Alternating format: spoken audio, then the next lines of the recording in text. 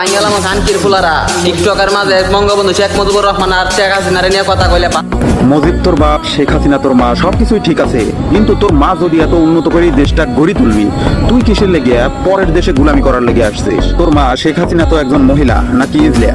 একটা দেশে মহিলা প্রধানমন্ত্রী থাকার শর্তে ওই দেশে প্রতি বছর হাজার হাজার নারী শিশু ধর্ষণ হয়। কুমিল্লার বরুড়ায় 2 বোন সহ 3 শিশু ধর্ষণের অভিযোগে মামলা করেছেন শিশুদের অভিভাবক। কিন্তু তোর মা শেখ হাসিনা এইসব কন্ট্রোলে আনতে পারে না। দেশের উন্নতির কথা শুধু মুখে বলে, কিন্তু দেশ ছাড়ার জন্য হাজার হাজার লাখ লাখ যুবক দিশেহারা, তারা 14-15 বছর বয়সেই পাসপোর্ট বানায় লয়, পরের দেশে গুলামি করার লেগে ব্যাকুলয়া পড়ি থাকে। ট্রেনের থেকে লাফ দিয়ে গতকালকে ঝাঁপ দিয়ে আত্মহত্যা করছে।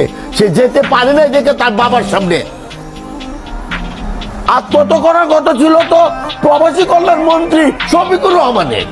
তাইলে তোর মা কতটা উন্নত করছে বাংলাদেশে, যে ওই দেশে